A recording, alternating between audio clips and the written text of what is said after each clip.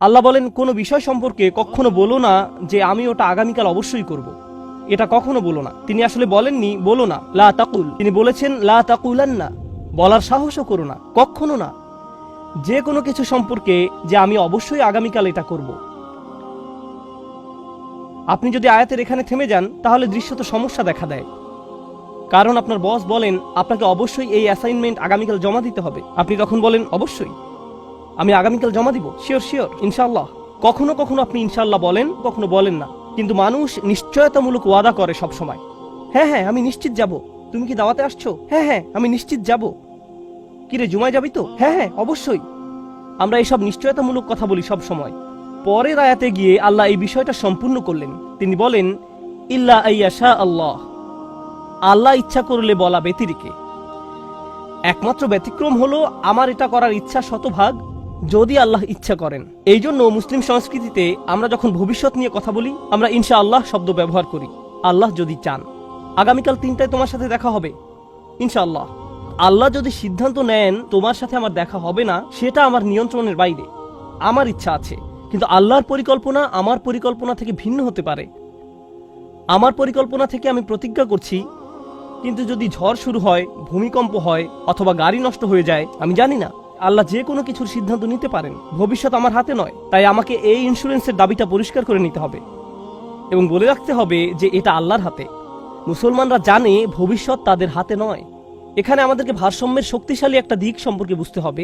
দুর্ভাগ্যজনকভাবে মুসলমানরা যখন আমরা আল্লাহর বই থেকে দূরে সরে যাই, এমনকি আমাদের ধর্মের সুন্দর শিক্ষাগুলোকেও আমরা কুৎসিত বানিয়ে ফেলি। তাদেরকে বাহির থেকে সুন্দর মনে হয়, কিন্তু আপনি যখন আল্লাহর বইয়ের সাথে সম্পর্ক হারিয়ে ফেলেন, আপনি যখন আল্লাহ রসুল সাল্লাল্লাহু আলাইহি সাল্লামের সুন্নাহর সাথে যুক্ত না থাকেন, তখন সেই একই সুন্দর বিষয়গুলো কুৎসিত কিছুতে রূপান্তরিত হয়। আমাদের অনেকেই এই অপরাধে অপরাধী। তাই আমরা যখন বলি ইনশাআল্লাহ, তার মানে সম্ভবত না। আমরা এখন এটাই করি, তুমি কি আসবে ইনশাআল্লাহ, যার অর্থ হলো আমি আসলে নিশ্চিত নই, আমি শিওর নই। তাহলে আমরা এখন ইনশাআল্লাহ ব্যবহার করি কোনো প্রতিশ্রুতি এড়ানোর জন্য।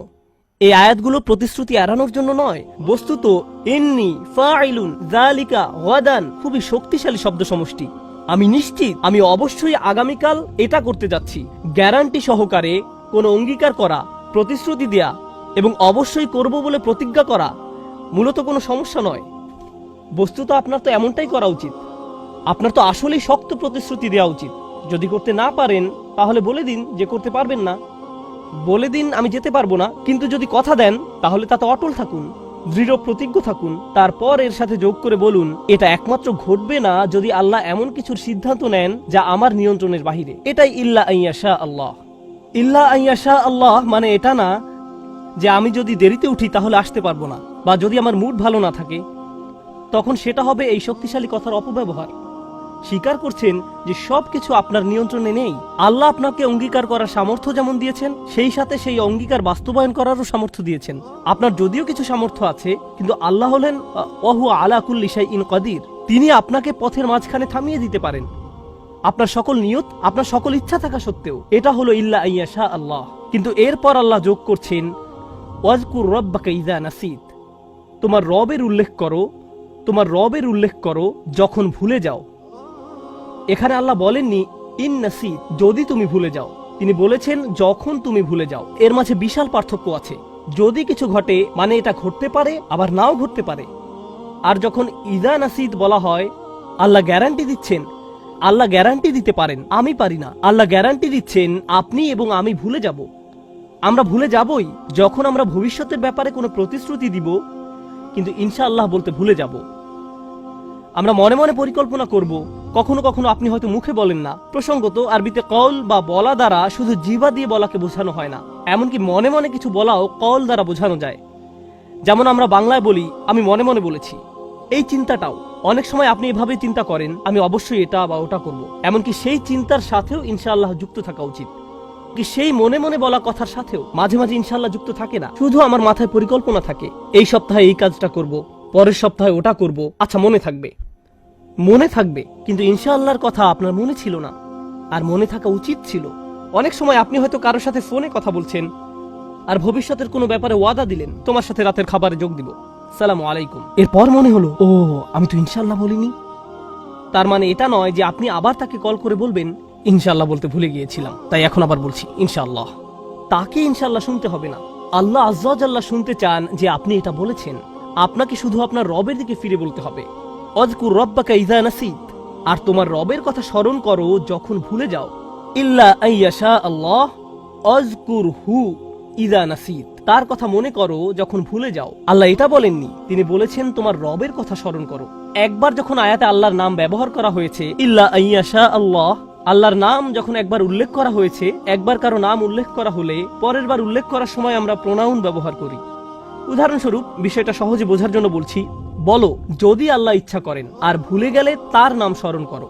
তার কথা স্মরণ করো যখন ভুলে যাও। তার শব্দটি আল্লাহর প্রতি নির্দেশ করবে, কিন্তু আল্লাহ তার শব্দটি উল্লেখ করেননি, প্রোনাউন ব্যবহার করেননি। তিনি বলেছেন রব্বাক।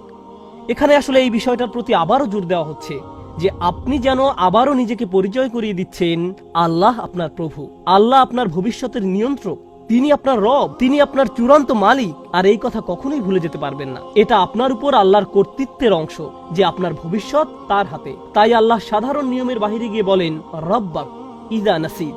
যখন আমরা আমাদের ভবিষ্যতের কোনো ব্যাপারে প্রতিশ্রুতি দিব, এটা আসলে মূলত আল্লাহর হাতে। এখন পর্যন্ত এটা আসলে ভারসাম্য রক্ষা করার এক অসাধারণ আয়াত। একদিকে আপনি সম্ভাব্য সবচেয়ে শক্ত প্রতিজ্ঞা করছেন, ইন্নী ফাইলুন যালিকা গাদা, এমনকি ইন্নী সাআফআল নয়, এটা এমনকি ক্রিয়াপদও নয়, প্রতিশ্রুতির জন্য ইসমে ফাইল ব্যবহার করা হয়েছে। আমি অবশ্যই এটা করব আগামীকাল। আবার পক্ষান্তরে আপনি সম্পূর্ণরূপে আল্লাহর উপর নির্ভরশীল। তাই সামনে এগিয়ে যাওয়ার পূর্বে এই ভারসাম্য নিয়ে কিছু কথা বলা যাক। এই দুনিয়ায় এমন অনেক মানুষের সন্ধান পাবেন যারা মনে করে নিজের যোগ্যতার কারণে তারা সবকিছু করতে পারবে। আমি আসলেই বুদ্ধিমান, আমার খুবই নির্ভরযোগ্য একটা গাড়ি আছে, আমি আসলেই ভালো ড্রাইভার, আমি সেখানে যাওয়ার সেরা পথটাই চিনি, আমি আমি আমি সকল নির্ভরতা আমার নিজের উপর। আমার সফল একটি ব্যবসা আছে কারণ আমার ব্যবসার পরিকল্পনাটা খুবই ভালো। আমি ভালো চাকরি করি কারণ আমি সেরা স্কুলে পড়েছি, ভালো জিপিএ পেয়েছি, আমার ভালো রিজিউমি আছে। তো সকল নির্ভরতা নিজের উপর, শত শত মিলিয়ন ডলারের একটা ইন্ডাস্ট্রি আছে, আর সেটা হলো মোটিভেশন ইন্ডাস্ট্রি, যার শুরু এবং শেষ হলো যে কোনো কিছু করা সম্ভব। তুমি অসাধারণ, তুমি যে আসলে কতটা ক্ষমতাবান তা তুমি নিজেও জানো না। মানুষ হাজার হাজার টাকা দেয় এসব কথা শোনার জন্য। তোমার নিজের দাঁত তুমি নিজেই মাজতে পারো, তোমার নিজের ভ্রমণ তুমি নিজেই করতে পারো, যেটাই হোক। এসব শুনে তারা বেশ অনুপ্রাণিত হয়ে ওঠে, কারণ তারা আত্মশক্তির উপর জোর দেয়, যার কিছুটা বৈধতা আছে। আবার অন্য আরেক প্রান্তের মানুষেরা বলে আমার দ্বারা কিছুই করা সম্ভব নয়, আমি শুধু একজন মিসকিন, আমি শুধু আল্লাহর একজন বান্দা, আমার কি বা মূল্য আছে, আমার দাম তো অমুকের জুতার ধুলোর সমানও নয়, আমি কিছুই না, আমি তুরাবের তৈরি, আমাকে নুতফা থেকে বানানো হয়েছে, আল্লাহ যেমন বলেছেন অধম নগণ্য এক সৃষ্টি, তাই আমি আসলে কিছুই করার সামর্থ্য রাখি না। এদের আত্মবিশ্বাস বলতে কিছুই নেই। এরা বলে আল্লাহ সব করেন, আমি কিছুই করি না। এদের শেষ পরিণতি কি হয় জানেন? এরা জীবনে কিছুই করে না। জীবনে ভালো কিছু যখন হয় না, তারা বলে আল্লাহ সিদ্ধান্ত নিয়েছেন। তারা সবকিছুর জন্য আল্লাহকে দোষ দেয়। তাহলে দেখা যাচ্ছে একদিকে এমন ধরনের মানুষ রয়েছে যারা কোনো কিছুর জন্যই আল্লাহর উপর নির্ভর করে না, আবার অন্য চরম প্রান্তের মানুষেরা সম্পূর্ণরূপে আল্লাহর উপর নির্ভর করে আর নিজেরা কোনো চেষ্টাই করে না। এই আয়াতটি হলো ভারসাম্যের আয়াত। তোমার নিজেকে প্রতিজ্ঞা করতে হবে, তোমাকে পদক্ষেপ নিতে হবে, ইন্নী ফাইলুন যালিকা গাদা।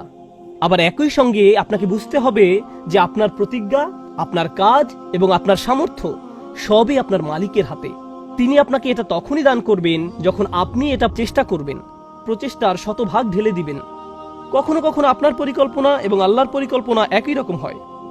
মাঝে মাঝে যেমন কখনো আপনি ইচ্ছা করলেন কোথাও যাওয়ার, আর আল্লাহ আপনাকে সেখানে যাওয়ার সুযোগ করে দিলেন। কোন একটি কলেজে ভর্তি হওয়ার ইচ্ছা করলেন, আর আল্লাহ আপনাকে সুযোগ প্রদান করলেন। সিদ্ধান্ত নিলেন দ্রুত গ্র্যাজুয়েট হওয়ার, আর আল্লাহ আপনাকে সুযোগ প্রদান করলেন। এর অর্থ হলো আপনার প্ল্যান এবং আল্লাহর প্ল্যান একই ছিল সেই একটি বিষয়ের জন্য। কিন্তু মাঝে মাঝে আপনার এবং আল্লাহর পরিকল্পনা একই রকম থাকে না। অনেক সময় ভাবছিলেন 10 বছর ধরে চাকরিটা করবেন, 6 মাস পরে আপনাকে ছাঁটাই করে দেওয়া হলো। কোন একটা ভার্সিটিতে ভর্তি হওয়ার আবেদন করলেন, আপনার সবকিছুই ছিল সেরা, কিন্তু তবুও চান্স পেলেন না। অন্যদিকে আপনার চেয়ে অনেক কম যোগ্যতা সম্পন্ন বহু ছেলে মেয়ে চান্স পেয়ে গেল। অনেক সময় আপনার এবং আল্লাহর পরিকল্পনা একই রকম থাকে না। এই আয়াতগুলো শিক্ষা দিচ্ছে সব সময় সবকিছু আমার পরিকল্পনা অনুযায়ী কাজ করবে না। তবুও আমাকে পরিকল্পনা করে যেতে হবে, তবুও আমাকে চেষ্টা করে যেতে হবে। কিন্তু দিন শেষে আল্লাহ সিদ্ধান্ত নিবেন পরিকল্পনাটি বাস্তবায়িত হবে কি হবে না। আযকুর রাব্বাকা ইযা নাসিত। এরপর আসছে এই আয়াতের সবচেয়ে শক্তিশালী অংশ, আমি এর উপর অতিরিক্ত কিছু সময় ব্যয় করতে চাই। এটা আসলেই সমগ্র কোরআনের অন্যতম সুন্দর একটি শিক্ষা। যদি একজন মুসলিম এটা বুঝতে পারে, তার জীবনটা সহজ হয়ে যাবে। ওয়াকুল আসা আইয়াহদিয়ানি রব্বি লিআকরাবা মিন হাযা রাশাদা। এই শব্দগুলো হলো একটি দোয়া।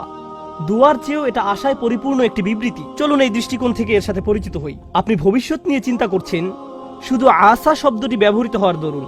তারাজ্জি, আরবিতে যাকে বলা হয় হরফুত তারাজ্জি বা ফিআলুত তারাজ্জি, এমন ক্রিয়াপদ যা আশা প্রকাশে ব্যবহার করা হয়। আল্লাহ আমাদের এই আয়াতে শেখাচ্ছেন মুসলিমকে অবশ্যই ভবিষ্যতের ব্যাপারে আশাবাদী হতে হবে। কোরআনের প্রতি আমাদের ঈমান ভবিষ্যতের ব্যাপারে আমাদেরকে আশাবাদী করে তোলে।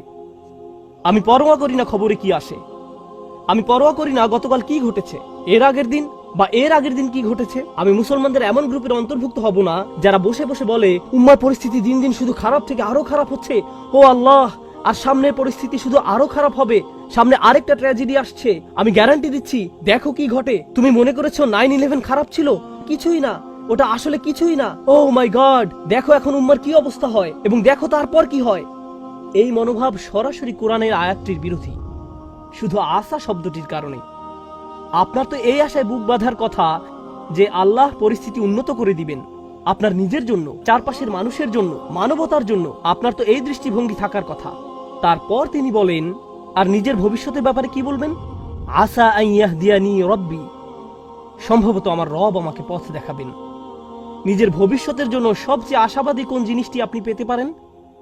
সবাই ভালো চাকরি চায়, ভালো অর্থনৈতিক অবস্থা চায়, ভালো পারিবারিক অবস্থা চায়, সুস্বাস্থ্য চায়। আমরা এগুলো সব চাই, কিন্তু জানেন সবচেয়ে মৌলিক যে জিনিসটি আমার আপনার প্রয়োজন, যা অক্সিজেনের চেয়েও বেশি মূল্যবান, তা হলো আল্লাহর হিদায়াত। একবার এটা পেয়ে গেলে সবকিছু ঠিক হয়ে যাবে, কিন্তু হিদায়াত না পেলে আপনার আসলে কিছুই নেই। এই আয়াত আশাবাদী করে তোলে যে আল্লাহ আমাকে পথ দেখাবেন। আসা আইয়াহদিয়ানি রব্বি, আমার প্রভু আমাকে পথ নির্দেশনা দান করবেন, তিনি আমাকে ভুলে যাবেন না। ভবিষ্যতের জন্য ওয়াদা দেওয়ার সময় আমি তার স্মরণ করব, তাহলে তিনিও ভবিষ্যতে আমাকে স্মরণ করবেন। ইনশাআল্লাহ বলার মাধ্যমে আমি তাকে স্মরণ করলাম, যখন ভবিষ্যতের কথা আসে তিনিও আমাকে স্মরণ করবেন। ফাযকুরুনি আযকুরকুম, সুতরাং তোমরা আমাকে স্মরণ করো, আমিও তোমাদের স্মরণ করব। এখন আল্লাহ আপনাকে হিদায়াতের গ্যারান্টি দিচ্ছেন। আবার বলছি, এখানে মুসলমানদের বোঝার জন্য খুবই গুরুত্বপূর্ণ একটি ব্যাপার রয়েছে। সারা পৃথিবী জুড়ে বহু মানুষের মাঝে, আল্লাহুল আযীম, এই গ্রহের যেই প্রান্তে যান না কেন, মানুষের একই ধরনের বিভ্রান্তি, একই প্রশ্ন বারবার। আর সবচেয়ে কমন যেই প্রশ্নটি আমি শুনি, মানুষ বলে ইসলামের এত বেশি দলমত রয়েছে, কোরআনের ব্যাখ্যায় এত বেশি ভিডিও পাওয়া যায়, বা হাদিসের ব্যাখ্যায় কেউ এটা বিশ্বাস করে, কেউ ওটা বিশ্বাস করে। এই হুজুর অমুক ফতোয়া দেয়, ওই হুজুর তমুক ফতোয়া দেয়, আমি কি এই হুজুরকে মানবো নাকি ওই হুজুরকে মানবো? কেউ বলে এটা হালাল, কেউ বলে এটা হারাম, কিছুই জানি না, সবকিছুই বিভ্রান্তিকর। এত বেশি দল, আমি কিভাবে হেদায়েত পাবো? কিভাবে আমি জানবো যে আমি সঠিক বিষয়টা অনুসরণ করছি? কিভাবে জানবো? আমার পক্ষে তো এত বেশি তথ্য প্রসেস করা সম্ভব নয়। আর আমি এর সাথে একমত, আমরা এখন মাত্রাতিরিক্ত তথ্যের যুগে বাস করছি। প্রতিনিয়ত এত বেশি মত আর পথের সাথে পরিচিত হচ্ছি, এমনকি ইসলামের ভেতরেও। এই হলের ভেতরে বসা শ্রোতাদের দিকে লক্ষ্য করুন, যদিও আমরা একই এলাকার, আপনি যেভাবে ইসলাম শিখেছেন তা আপনার পাশের জন থেকে খুবই আলাদা। যেসব শিক্ষক আপনি পেয়েছেন, যেসব মানুষের সঙ্গ লাভ করেছেন, যে স্কুলগুলোতে শিখেছেন, তা আপনার পাশের জনের থেকে একেবারেই ভিন্ন। তাই কোনো ব্যক্তি সহজেই বিভ্রান্ত হয়ে পড়তে পারে যে কিভাবে আমি বুঝবো যে আমি সঠিক ইসলাম অনুসরণ করছি। আর এই আয়াত হলো তার জবাব। আমি কারো হেদায়েতের নিশ্চয়তা দিতে পারি না, ইউটিউব কারো হেদায়েতের নিশ্চয়তা দিতে পারে না, গুগল কারো হেদায়েতের গ্যারান্টি দিতে পারে না, এবং কোনো মানুষও হেদায়েতের নিশ্চয়তা দেয় না। এটা আমাদের আশা যে স্বয়ং আল্লাহ আমাকে ব্যক্তিগতভাবে হিদায়েত দিবেন। হেদায়েত অন্য কোথাও থেকে আসতে পারে না। আপনার কাছে কোনো তথ্য না থাকতে পারে, অথবা আপনি তথ্যের সাগরে ডুবে থাকতে পারেন, এটা কোনো ব্যাপার না। আল্লাহ আপনাকে কতটা হেদায়েত দিবেন তা নির্ভর করে আপনি কতটা হেদায়েত চান তার উপর, অন্য কারো কাছে নয়। আর একবার আল্লাহর কাছে সঠিক রাস্তা চাওয়ার পর আপনাকে আর বিচলিত থাকতে হবে না। নিশ্চিত থাকুন যে আল্লাহ আপনাকে সঠিক পথ দেখাবেন, তিনি কাউকে ফিরিয়ে দেন না। আল্লাহর কাছ থেকে হেদায়েত পাওয়া কঠিন নয়, এটা কঠিন নয়। আল্লাহ হেদায়েতের পথ খোলা রেখেছেন যারা চায় তাদের জন্য। আমাদেরকে শুধু সেসব মানুষের অন্তর্ভুক্ত হতে হবে, শুধু এইটুকুই। এই আয়াতটি সূরাতুল কাহফের অন্তর্গত। এর প্রমাণ হিসেবে সূরা কাহফ নিয়ে কথা বলে শেষ করতে পারবো না এই খুতবায়। এই গুহার অধিবাসীরা যাদের কথা আমরা প্রতি শুক্রবার পড়ে থাকি, এই মানুষগুলোর আশেপাশে কোনো নবী ছিল না, কোনো আলেম ছিল না, কোনো শায়েখ ছিল না, কোনো সাহাবী ছিল না, নিজেদের জন্য তারা নিজেরাই ছিলেন। আর তারা এমন এক এলাকায় বাস করতেন যেখানে সবাই মূর্তি পূজা করত। আর তারা একটি উপসংহারে পৌঁছেছেন, সৃষ্টিকর্তা শুধু একজন, আমরা এগুলোর উপাসনা করতে পারি না। লা নাদউ মিন দুনিহি ইলাহান। আর এতটুকুর কারণেই আল্লাহ তাদেরকে হিদায়াত দিলেন। অন্য কোনো জ্ঞান না থাকা সত্ত্বেও, কোনো ওহী তাদের কাছে ছিল না, আল্লাহ তাদেরকে হিদায়াত দেওয়ার জন্য এতটুকুই যথেষ্ট ছিল। আর তিনি তাদেরকে এত বেশি হিদায়াত দান করলেন যে আজকের দিনে যারা বছরের পর বছর ধরে দ্বীনের জ্ঞান অর্জন করে, তারা এই যুবকদের কাহিনী অধ্যয়ন করে। কারণ এই যুবকরা আল্লাহর হিদায়াত পেয়েছিল, কারণ আল্লাহ তাদেরকে পথ দেখিয়েছিলেন। আপনার পরিস্থিতি যত অন্ধকারচ্ছন্নই হোক না কেন, আপনার যদি আল্লাহর উপর আশা থাকে, এটাই যথেষ্ট। আসা আইয়াহদিয়ানি রব্বি লিআকরাবা মিন হাযা রাশাদা। এখন আসছে সর্বশেষ এবং এই বিবৃতির সবচেয়ে সুন্দর অংশ। সম্ভবত আল্লাহ আমাকে পথ দেখাবেন। পথ দেখাবেন কোথায়? কোন দিকে পথ প্রদর্শন করবেন? লিআকরাবা মিন হাযা রাশাদা। এর ভাষা এত বেশি গভীর অর্থবোধক, আমার পক্ষে খুতবায় তো আর ব্যাকরণ শেখানো সম্ভব নয়, কারণ আপনাদের মাথা ব্যথা শুরু করবে। চেষ্টা করব বিষয়টাকে যত সহজে তুলে ধরা যায়। আরবি ভাষাতে কখনো বলেন ওই যে ওই দিকে, আবার কখনো বলেন সমস্ত পথ ধরে ওইখানে। যখন বলেন সমস্ত পথ ধরে ওইখানে, অর্থাৎ আর গন্তব্য পর্যন্ত পথ দেখিয়ে যাব। আর যদি বলেন ওই যে ওইদিকে, এর মানে হলো প্রথমে এখানে, তারপর ওখানে, তারপর ওখানে। কিন্তু যদি বলি সমস্ত পথ ধরে ওইখানে, এর মানে ওইখানেই আপনাকে যেতে হবে, এরপর আর কোথাও আপনাকে যেতে হবে না। যখন লাম ব্যবহার করা হয়, আসা আইয়াহদিয়ানি রব্বি লি আকরাবা, এই লাম ইঙ্গিত করে এটা হলো আল মুনতাহা। এর চেয়ে উচ্চতর আর কিছু চাওয়ার নেই এই দুনিয়ায়। এটা যদি পেয়ে যাও, শ্রেষ্ঠ আর কিছু পাওয়ার নেই। যদি ইলা শব্দটি ব্যবহার করা হতো, অর্থ হতো তোমাকে প্রথমে ওইখানে যেতে হবে, তারপর অন্য কিছুর উদ্দেশ্যে। সুতরাং এই আয়াতে আমি আপনি এমন কিছু প্রার্থনা করছি, এমন কিছু চাচ্ছি যার চেয়ে উত্তম আর কিছু নেই। এটাই চূড়ান্ত সমাপ্তি। এখন সেই চূড়ান্ত সমাপ্তিটি কি? লিআকরাবা মিন হাযা, এটার চেয়ে নিকটবর্তী। আমি আশা করছি আল্লাহ আমাকে পথ দেখাবেন এটার চেয়ে চূড়ান্ত সমাপ্তির আরো নিকটে। এটা বলতে কি বোঝানো হয়েছে? এখন আমি যে অবস্থায় আছি, চলুন বোঝার চেষ্টা করি এখানে আসলে কি বোঝানো হচ্ছে। আমাদের সবার আলহামদুলিল্লাহ সুম্মা আলহামদুলিল্লাহ কোনো না কোনো মাত্রায় হেদায়েত রয়েছে। আমরা যে শুক্রবারে আল্লাহর ঘরে একত্রিত হয়েছি, এটা প্রমাণ করে যে আল্লাহ আমাদের সবাইকে কোনো না কোনো মাত্রায় হেদায়েত দিয়েছেন। কাউকে তিনি বেশি হেদায়েত দিয়েছেন, আবার কাউকে কম হেদায়েত দিয়েছেন। সালাতে কারো মনোযোগ বেশি থাকে, আবার কারো কম মনোযোগ থাকে। আমরা সবাই একই পর্যায়ে নেই, এটা সত্য। কিন্তু জানেন এই দোয়া আমাদের কি শেখাচ্ছে? আমার চূড়ান্ত লক্ষ্য হলো আমাকে আল্লাহর আরো নিকটবর্তী হতে হবে। আমি এখানে এজন্য আসিনি যে নিজেকে অন্য একজনের সাথে তুলনা করব। আমি এখানে এসেছি শুধু নিজের আজকের অবস্থানের সাথে নিজেকে তুলনা করতে। আমি যদি শুধু নিজের এখনকার অবস্থা উন্নতির জন্য কাজ করে যেতে পারি, এটাই আল্লাহর সামনে চূড়ান্ত সফলতা। এর চেয়ে চূড়ান্ত কোনো সফলতা নেই। আপনি কোনোদিন নিখুঁত হবেন না, আমিও কোনোদিন নিখুঁত হতে পারবো না। আমরা যা করতে পারি তা হলো আরেকটু ভালো হওয়া, এরপর আরেকটু ভালো, এরপর আরেকটু ভালো। শুধু দিন দিন ক্রমাগত উন্নতির চেষ্টা করুন। যদি কেউ এভাবে আল্লাহর নিকটবর্তী হওয়ার চেষ্টায় রত থেকে মারা যায়, সে সফল। অনেক মানুষ কি করে জানেন? তারা অন্যদের সাথে নিজের তুলনা করে। আহা, সে তো পুরো কুরআন মুখস্থ করে ফেলেছে, দেখো কি সুন্দর তার তেলাওয়াত, সে প্রতিদিন মসজিদে যায়, আজানের পূর্বে এসে উপস্থিত হয়। সে যে আল্লাহর কত ইবাদত করে, সে কত বেশি জানে, সে আরবি জানে, তাফসীর জানে, এটা জানে, ওটা জানে। তারা মুসলিম হিসেবে আমার চেয়ে কত উত্তম পোশাক পরে। নিজেকে অন্যের সাথে তুলনা করবেন না। আল্লাহ আপনার কাছে এটা চান না। আল্লাহ আপনাকে অন্যের পাশে রেখে তুলনা করবেন না। তিনি তো আপনাকে এমনকি দুনিয়াতে অন্যের সাথে তুলনা করতে চান না। আর আখিরাতের কথা বাদই দিলাম। ওয়ালা তাতামান্নাউ মা ফাদ্দালাল্লাহু বিহি বা'দুকুম আলা বা'দ। অন্য মানুষদেরকে যা দেওয়া হয়েছে তার আকাঙ্ক্ষা করো না, নিজের প্রতি এমন অন্যায় করো না। তাহলে আমরা কি শিখছি? উদাহরণস্বরূপ আমরা শিখছি, আপনি আজকে কোরআন তেলাওয়াত শেখা শুরু করলেন, আপনার বয়স হয়ে গেছে ৩৫। ৩০ বছর যাবত বইটা খুলেও দেখেননি। সিদ্ধান্ত নিলেন আজ থেকে কোরআন তেলাওয়াত করার। আপনি এমনকি বিসমিল্লাহও পড়তে পারছেন না। আরবি বা অক্ষরটি দেখতে কেমন সেটাও ভুলে গেছেন।